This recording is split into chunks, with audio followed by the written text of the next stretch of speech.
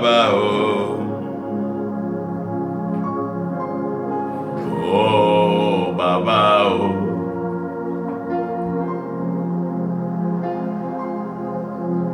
Notre Dieu, notre Roi, notre Créateur et notre Père. Toi qui es l'autorité spirituelle suprême. Oui, toi qui règnes dans les cieux et sur la terre, tu accomplis tes œuvres. Nous te prions en ce jour béni, d'ouvrir nos yeux et d'en faire tomber les écailles. Ouvre nos oreilles et donne-nous l'entendement et la compréhension spirituelle. C'est avec nos cœurs que nous t'avons reçu. Nous te prions de disposer et de préparer nos cœurs à recevoir ta parole avec joie, avec amour. Et donne-nous, ô Dieu, la capacité de la mettre en application, afin de voir les résultats et la manifestation escomptée. Merci pour ce moment que tu nous donnes de parler au cœur de tes enfants. Tu es Dieu, nous t'aimons et nous croyons ta fidélité en ta parole. Merci Adonai, Baba. Oh, Baba.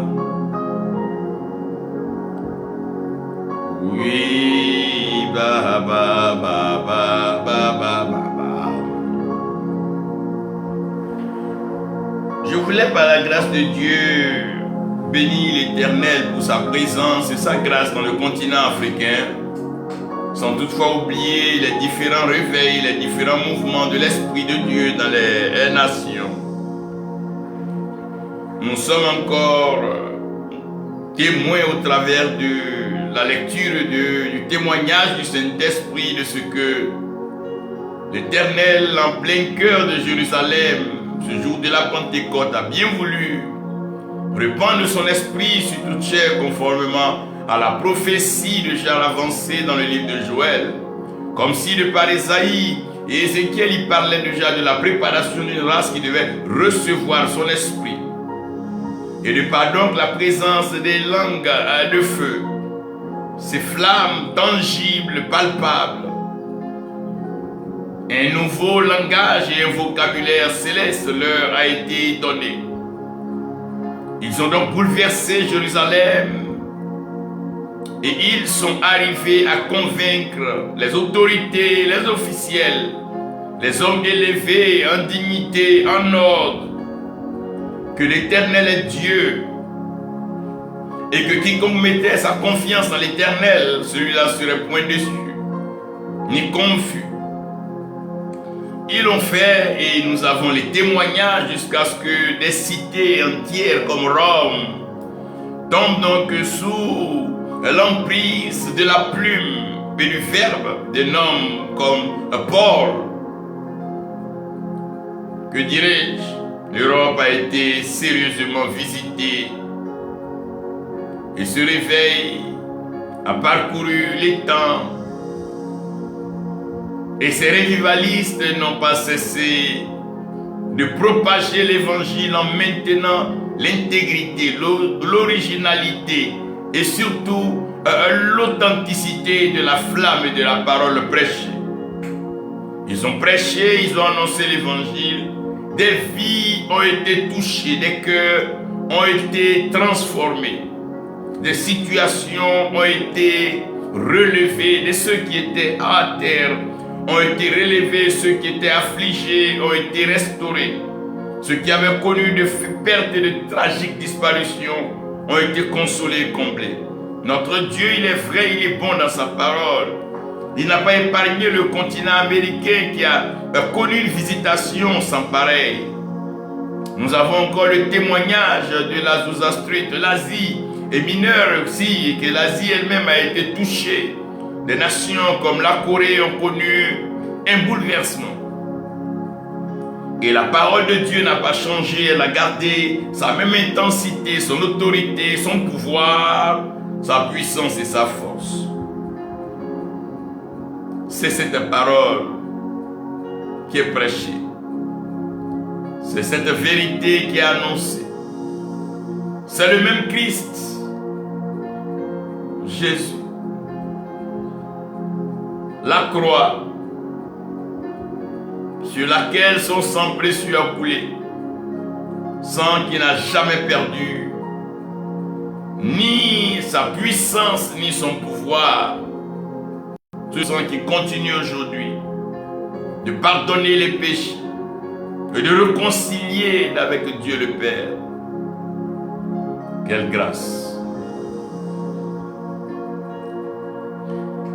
Un événement marquant est en train de se préparer non seulement dans le continent africain, où nous avons connu des vagues de réveillés et Dieu est en train de travailler à propulser un certain réveil.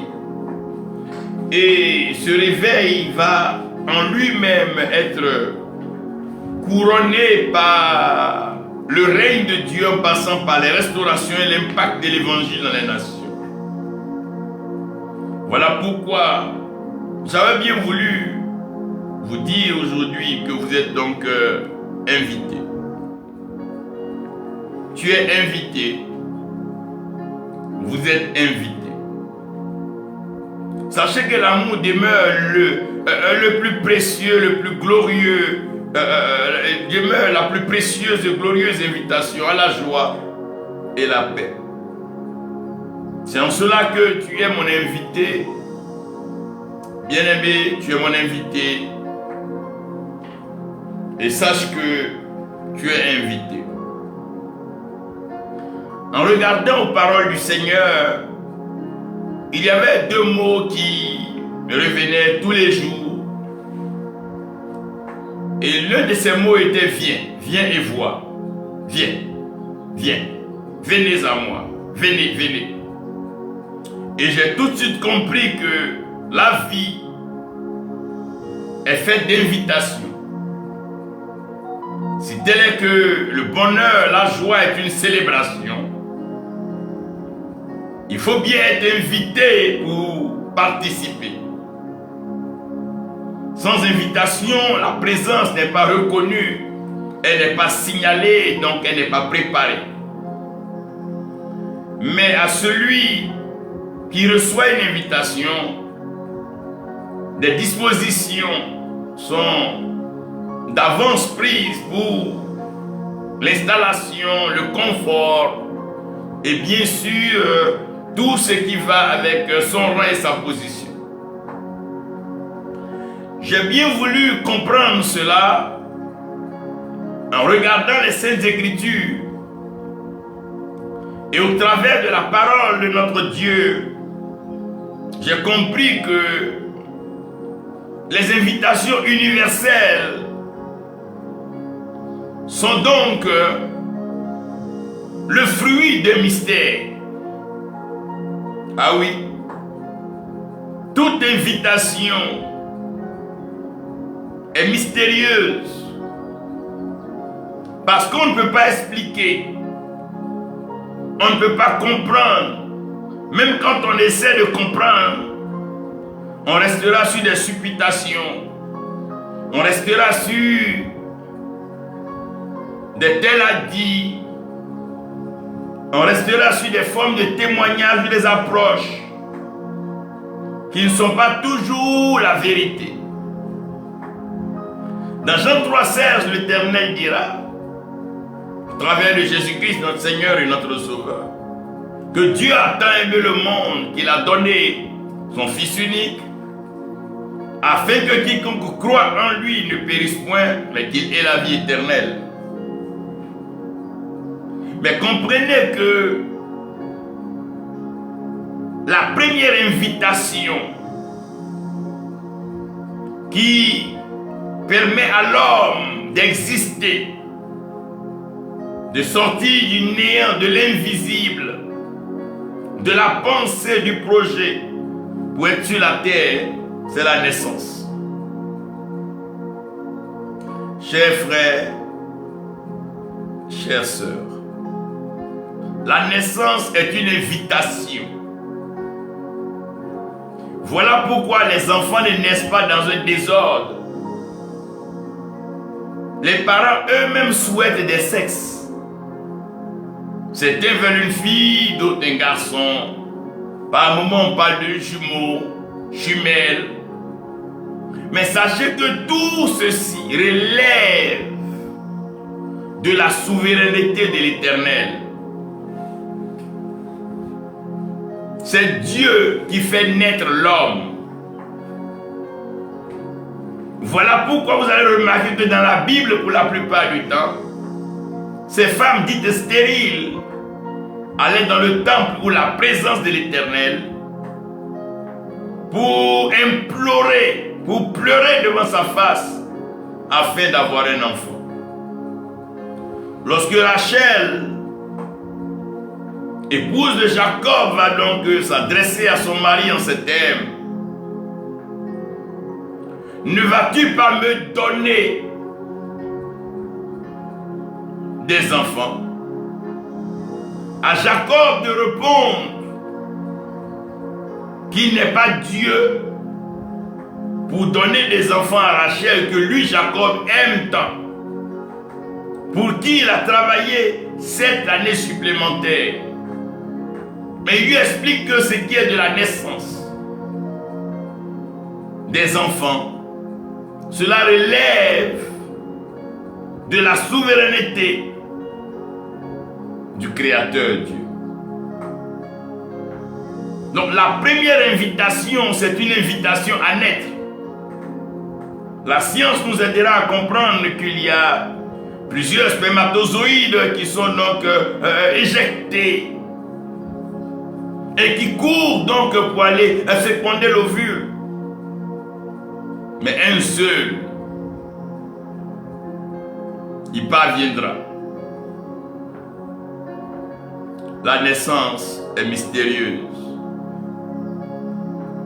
Voilà pourquoi même les échographies, la science dans toute sa précision, son exactitude,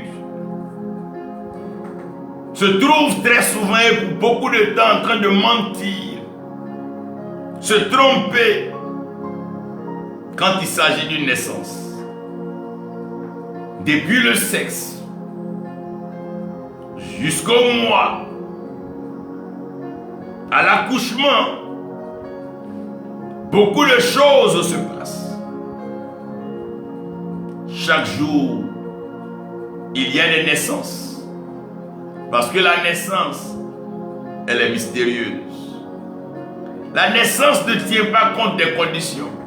Que vous soyez riche, que vous soyez pauvre, que vous soyez en paix, que vous soyez en crise, en guerre, que vous soyez exilé, que vous soyez malade. La naissance ne tient pas compte de tout ça.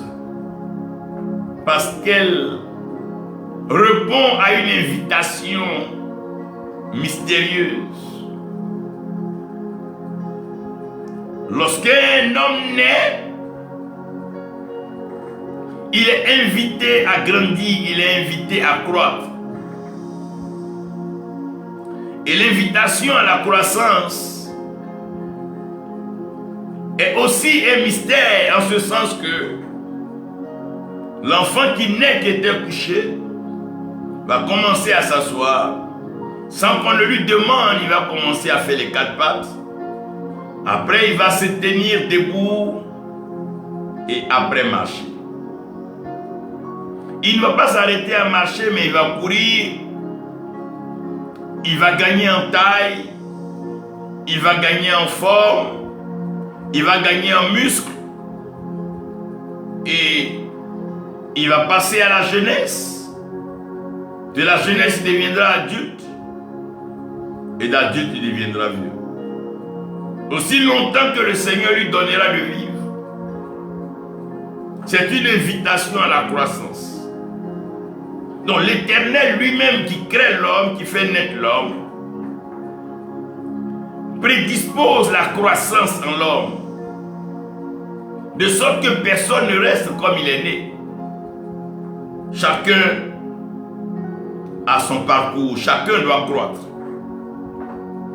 Et chacun va croître selon son espèce, selon sa nourriture, selon son régime alimentaire. Donc la naissance est une invitation. La croissance aussi est une invitation.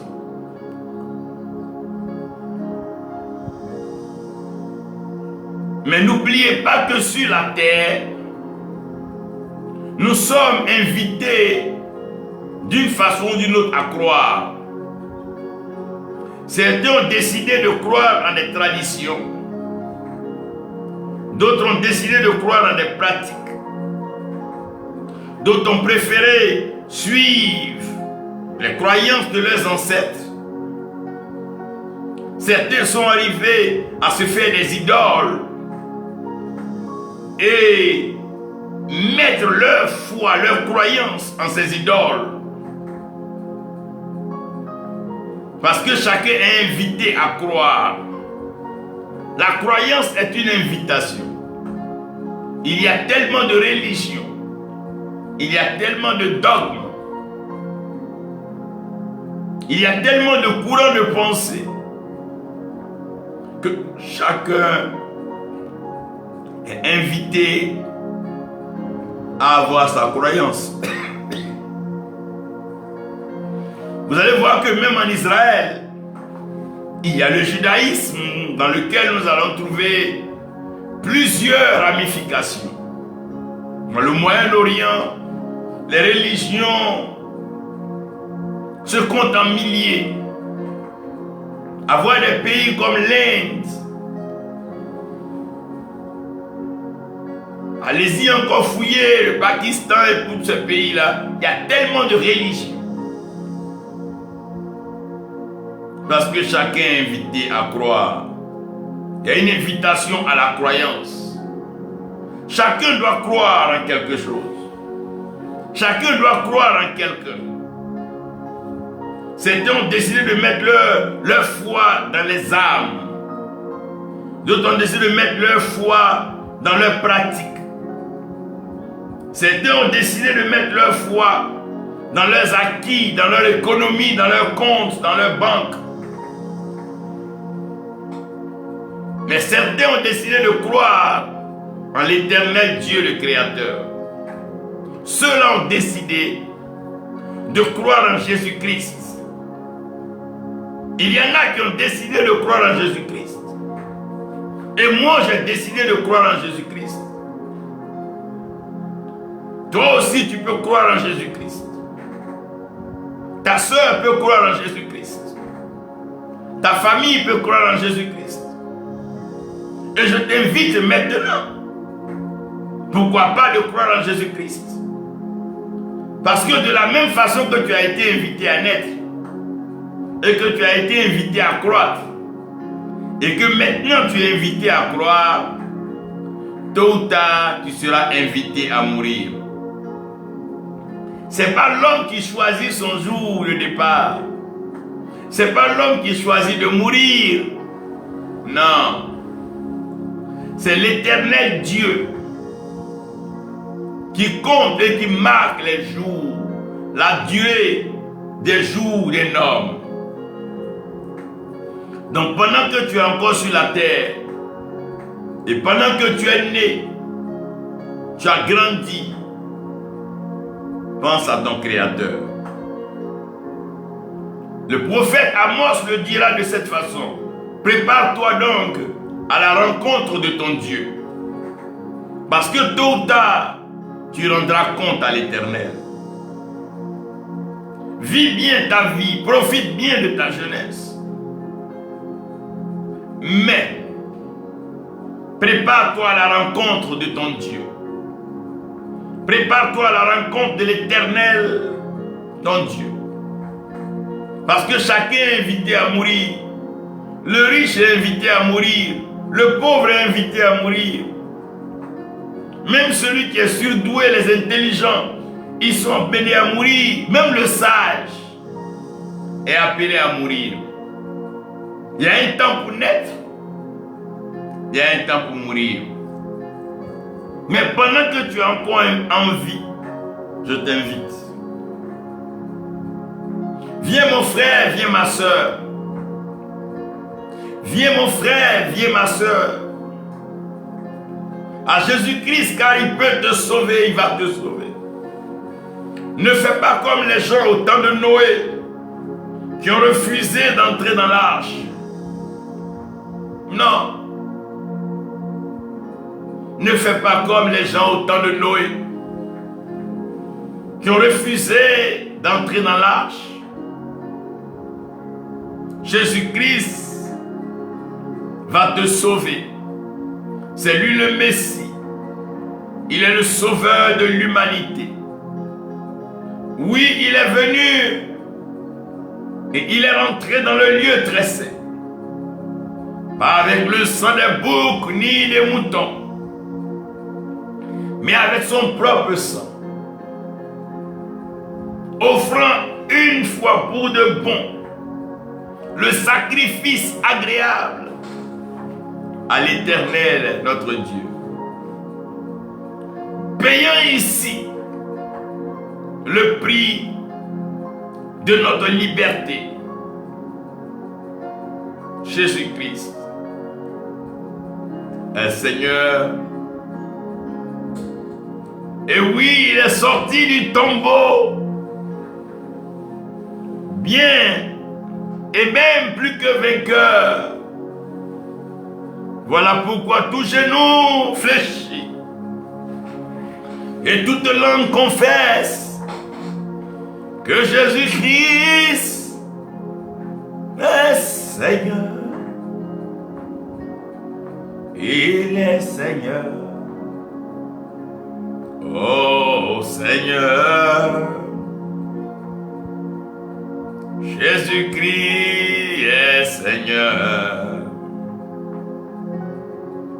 Seigneur, il est Seigneur. Jésus, il est Seigneur. Jésus-Christ est Seigneur. Bien-aimés, nous sommes invités et nous sommes tous invités. Et le Seigneur nous invite. Mais une fois sur la terre, il y a plusieurs canaux d'invitation. Nous pouvons être invités de plusieurs manières. La première invitation, c'est l'invitation de la chair. La chair. La convoitise de la chair. La chair peut t'inviter dans des amitiés. La chair peut t'inviter dans des camaraderies. La chair peut t'inviter dans des partenariats. La chair peut t'inviter vers des personnes, mais qui ne sont que charnelles. L'attraction charnelle, le lien charnel est un lien qui détruit. Quand Adam voit Ève, il dit, voici la chair, ô Dieu de ma chair. C'est une attraction charnelle. Celui qui sème selon la chair moissonnera la corruption. Voilà pourquoi la terre est corrompue. Voici pourquoi l'homme est corrompu. Voici pourquoi les relations, les foyers sont corrompus. Parce que l'homme répond à l'invitation de la chair.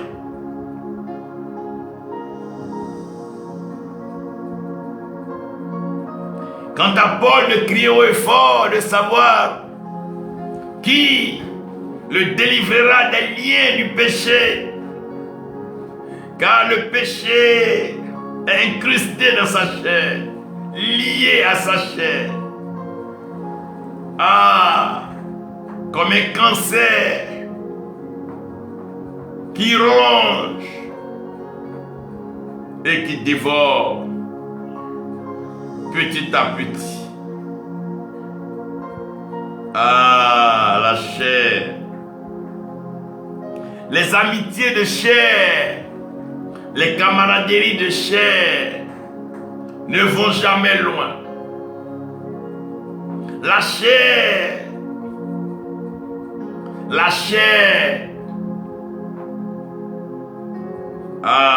convoitise de la chair. Aujourd'hui, la chair est en train d'induire plusieurs en erreur. Ah, la chair. Voilà pourquoi il est question de crucifier la chair. La chair demeure un canal d'invitation. La chair d'une femme peut inviter un homme, comme la chair d'un homme peut inviter une femme. Faites attention au canal d'invitation. Faites attention au canal d'invitation. Faites attention quand vous vous rapprochez des gens. Faites attention. Je vous en prie, faites attention. Parce que la chair séduit pour réduire. La chair a détruit plusieurs vies.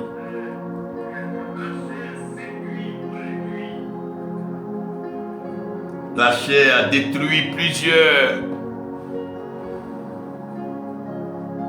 Un autre canal d'invitation, c'est le plaisir. Ce qui plaît à l'homme. Ce que l'homme veut entendre dans ses oreilles. Ce que l'homme veut voir. Les plaisirs du monde. Les plaisirs de ce monde. Le luxe. Les plaisirs de ce monde. Oh, les plaisirs de ce monde. Les grandes cérémonies, les orgies, la gloutonnerie, l'ivrognerie, la drogue, les vices contre nature, la sexualité dévissée, les plaisirs,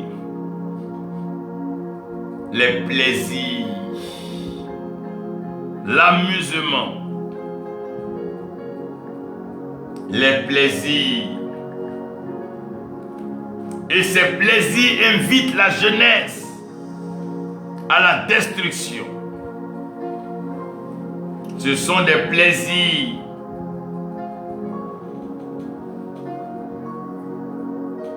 oui.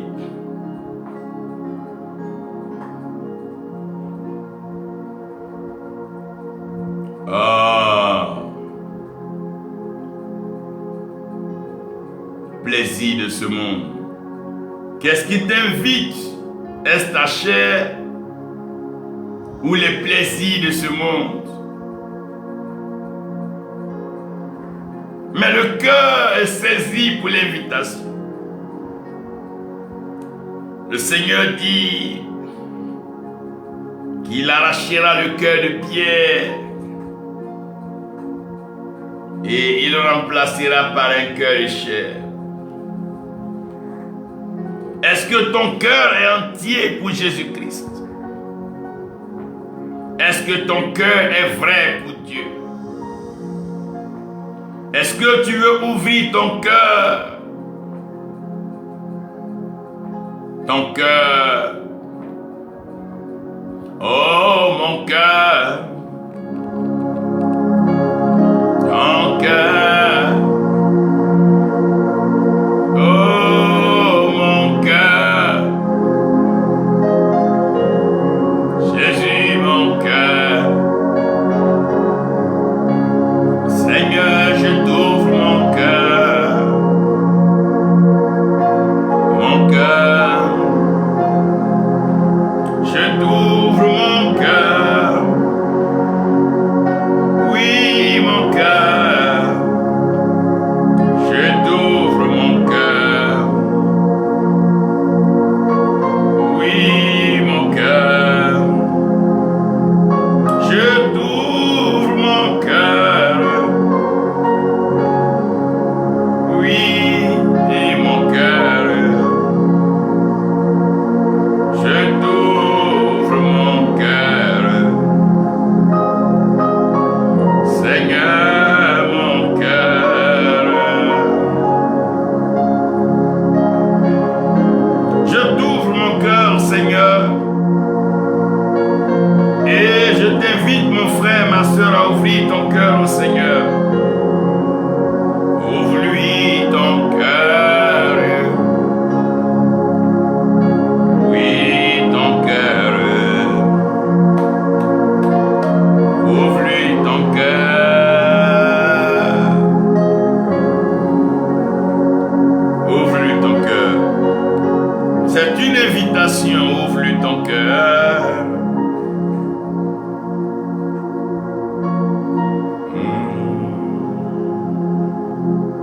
Et le canal d'invitation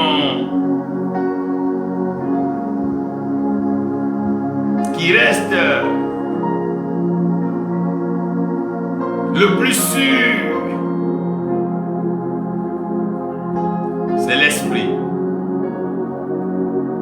L'Esprit de Dieu rend témoignage à ton esprit, à mon esprit, à notre esprit, que nous sommes enfants de Dieu. Une communion spirituelle. Oh mon esprit. Oh, et avec l'Esprit du Seigneur. Oui, Saint-Esprit. Saint-Esprit de Dieu. Esprit de Dieu. Oui, Saint-Esprit de Dieu. Esprit de Dieu. Oh, le Saint-Esprit, l'Esprit de Dieu, viens sur moi. Esprit de Dieu, viens. Remplis-moi.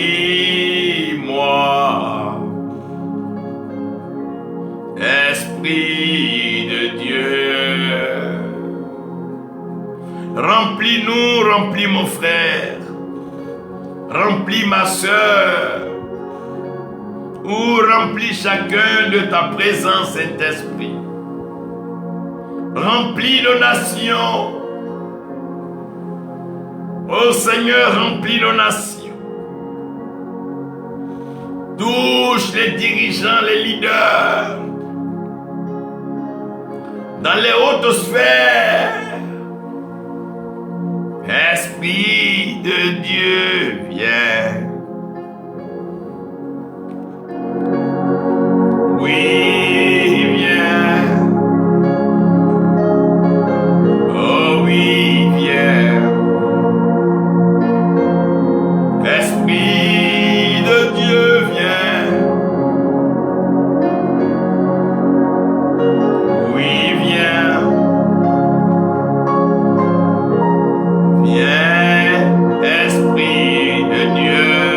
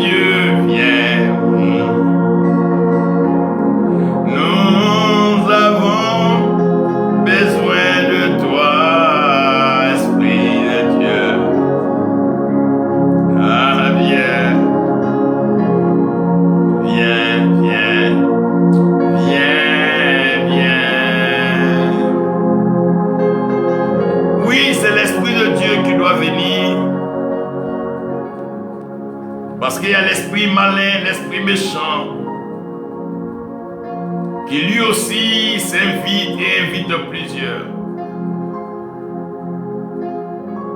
Malheureusement, c'est une invitation à la destruction, à la condamnation.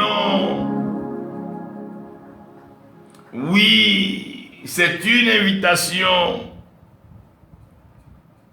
mais à la destruction.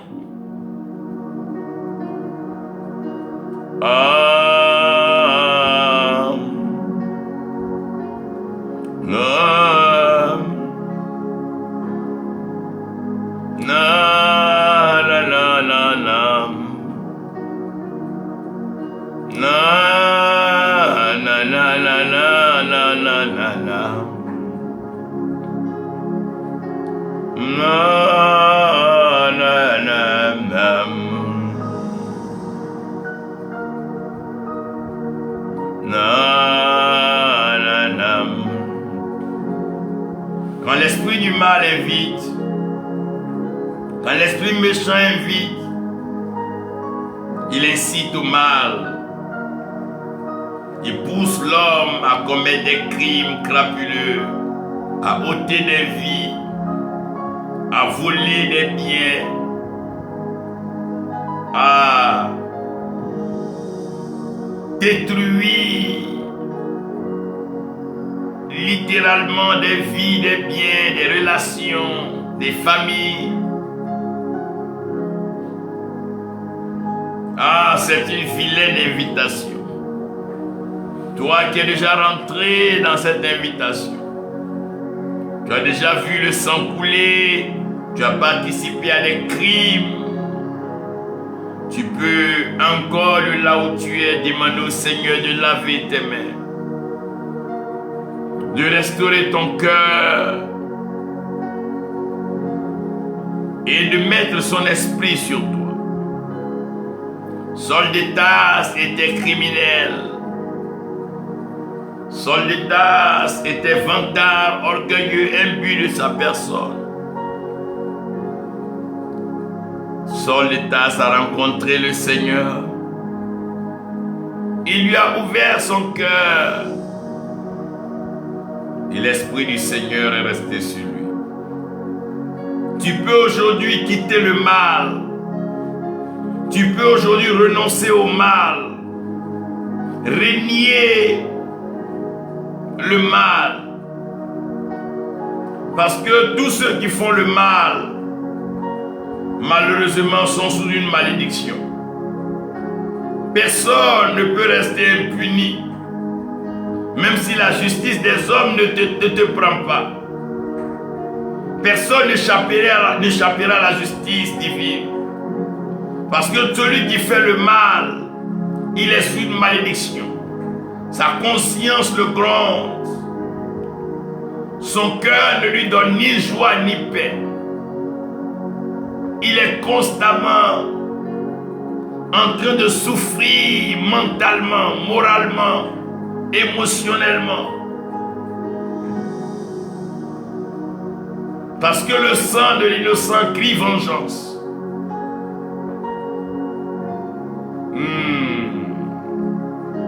Le méchant n'a pas de repos, ni de joie, ni de paix. Tous ceux qui font le mal sont sous la malédiction.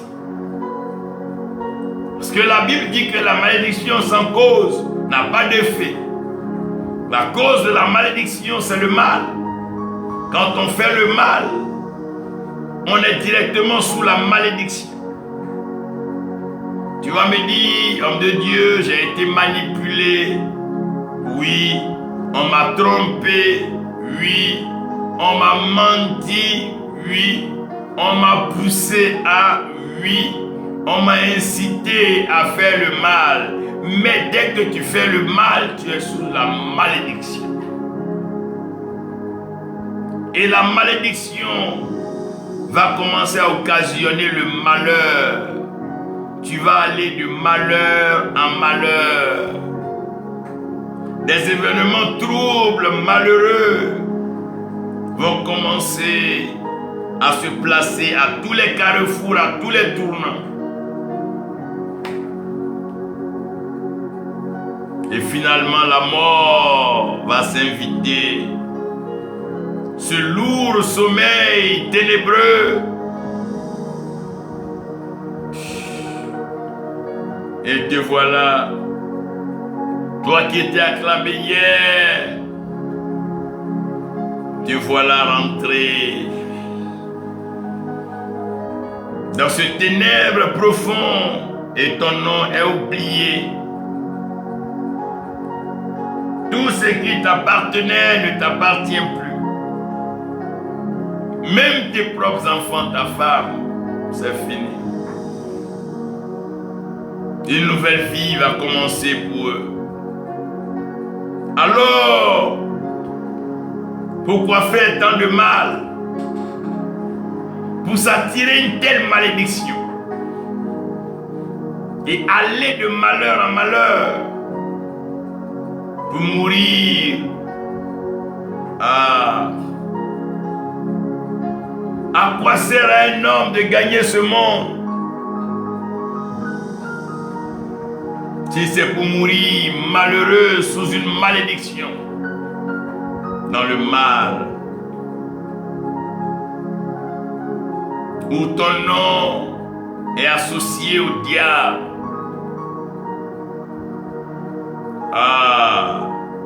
Où tes enfants n'ont même pas la paix dans leur marche, parce que le mal court sur des générations à cause de la malédiction.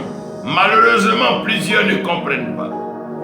À cause de leur poche, à cause de leur fauteuil, à cause de leurs honneurs et acclamations, ils sont prêts à capitaliser la malédiction, la porter comme un manteau, comme un costume.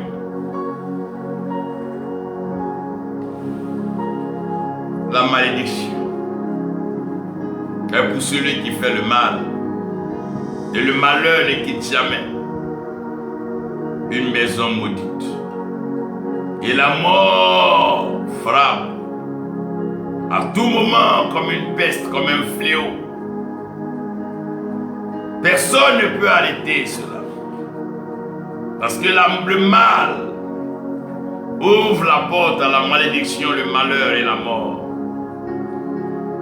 L'Éternel disait à Adam, voyez ce fruit-là, c'est donc le fruit de l'arbre de la connaissance du bien et du mal. Le jour que vous en mangerez, le mal rentre chez vous, la malédiction sera constatée, le malheur sera votre quotidien, et la mort finira par vous faire oublier. Mais il y a une invitation particulière. Il y a l'invitation à la vie. Oui, tout le monde, toi qui m'écoutes, tu es invité à la vie.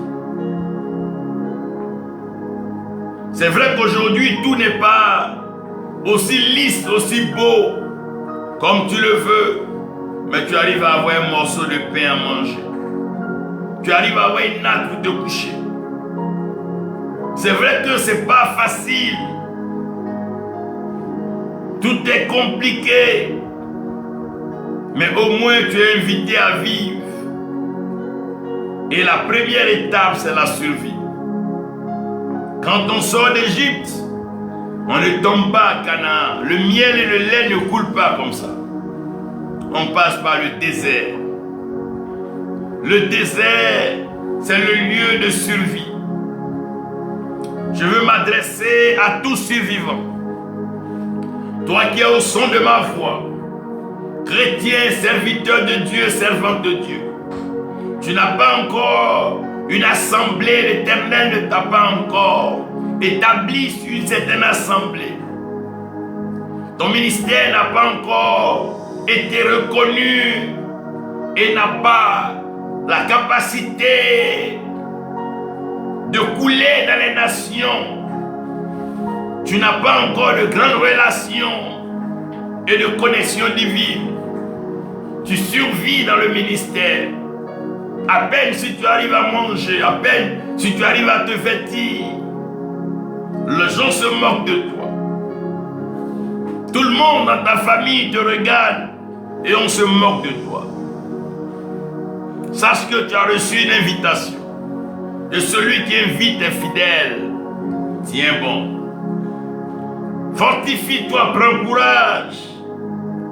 Regarde plus haut, regarde dans les cieux. Celui qui t'invite à la vie est fidèle. Même dans le désert, il ne permettra pas que tu meurs. Dans cette difficulté, pendant que tu broies du noir, sache qu'il est avec toi. Non, il ne t'abandonnera pas. Jamais il ne t'abandonnera.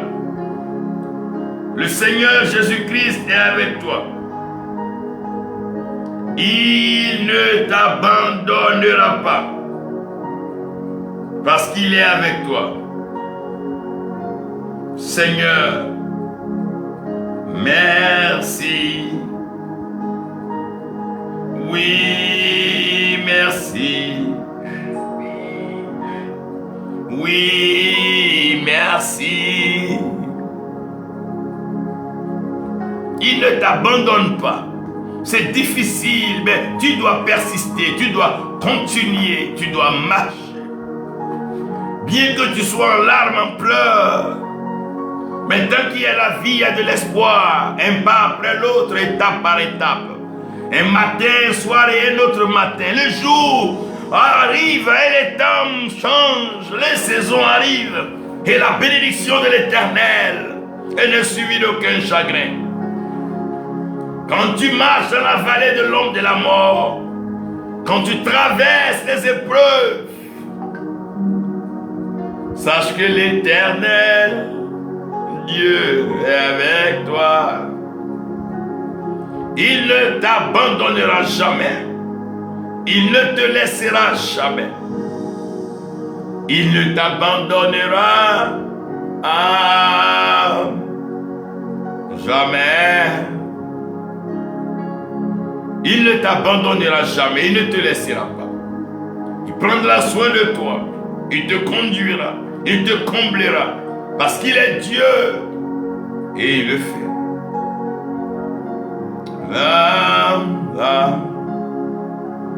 C'est comme ça la survie. Le ministère n'est pas aisé. Il ne commence pas dans la noblesse. Il ne commence pas dans les grands salons. Quelque part en brousse. Quelque part dans la boue. Dans la poussière. Et chaque jour, un pas de plus. Sans se comparer à qui que ce soit. Porter sa croix. Suivre fidèlement. Obéir à la voix qu'on entend. Petit à petit. Oui, petit à petit. La vie devient normale.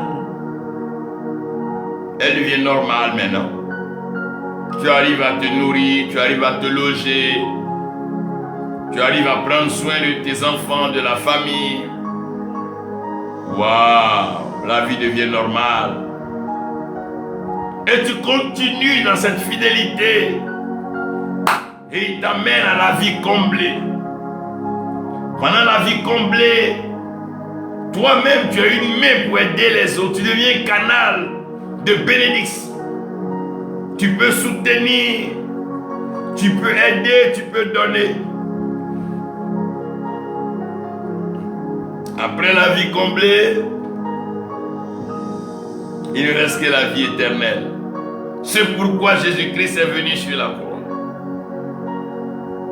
Ce qui est le plus important, la vie éternelle. La vie éternelle. La vie éternelle. Oh, éternelle. La vie éternelle.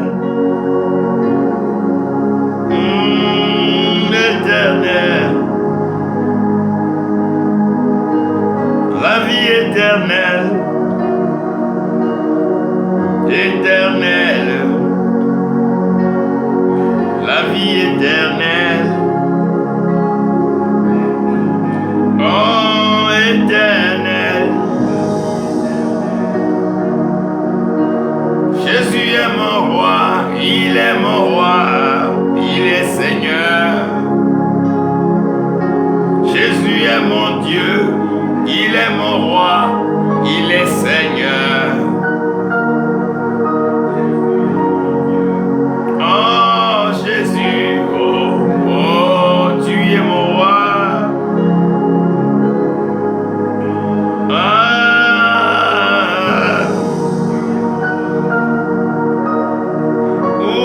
La vie éternelle est en Jésus-Christ. La vie éternelle. Bien-aimé, la vie éternelle. La vie éternelle. La vie éternelle.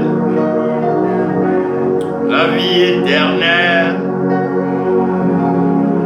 La vie éternelle. Oh, la vie éternelle.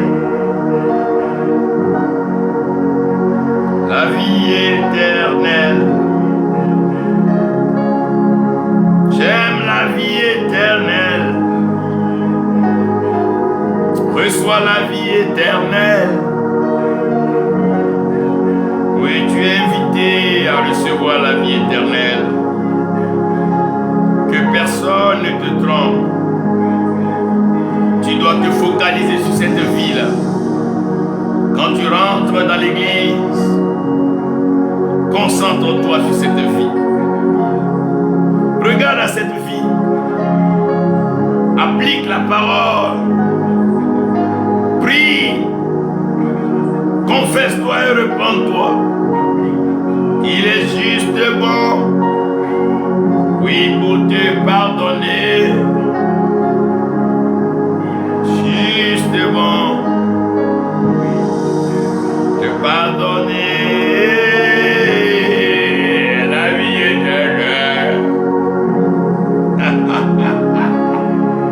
La vie éternelle. La vie éternelle. La vie éternelle.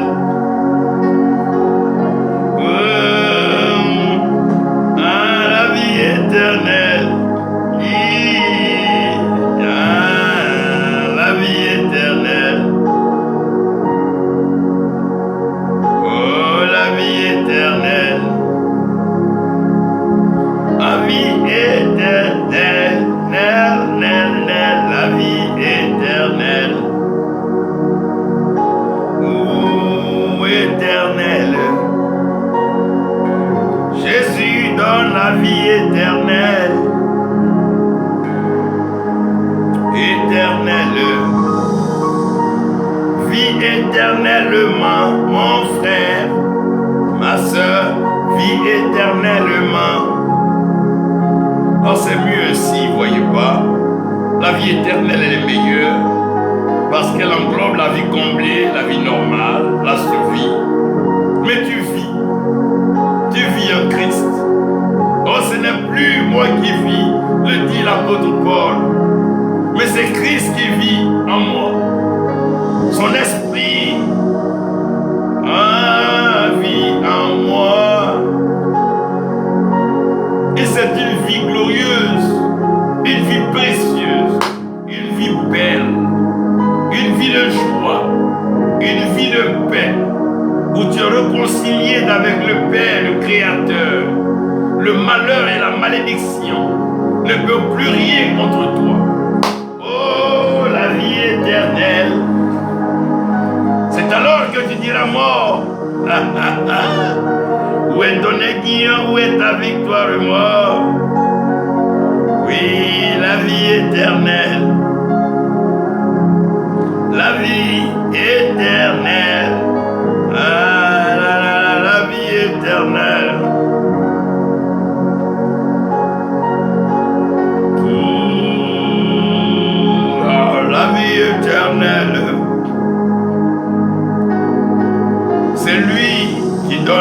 éternelle. Et la vie éternelle. Oh, la vie éternelle.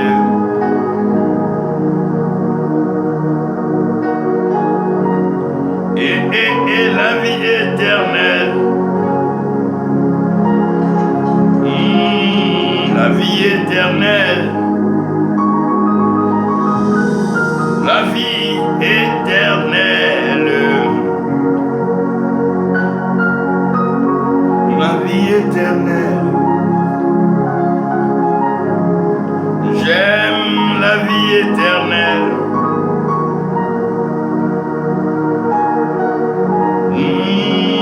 La vie éternelle. Oh, la vie éternelle. La vie éternelle. Oui, la vie éternelle. J'aime la vie éternelle. Je souhaite la vie éternelle. Le plus beau cadeau que tu peux recevoir, oui, c'est Jésus-Christ. Le plus grand bonheur, c'est Jésus-Christ. Le plus grand trésor, la plus grande richesse, c'est Jésus-Christ. Oh, la vie éternelle. C'est la vie éternelle. La vie éternelle. La vie éternelle. Je te souhaite la vie éternelle. Oh, la vie éternelle. Vis éternellement mon frère.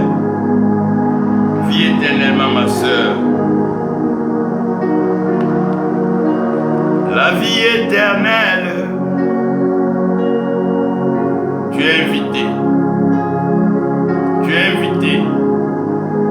Ouvre ton cœur, reçois Jésus-Christ. Et c'est fait. La vie éternelle.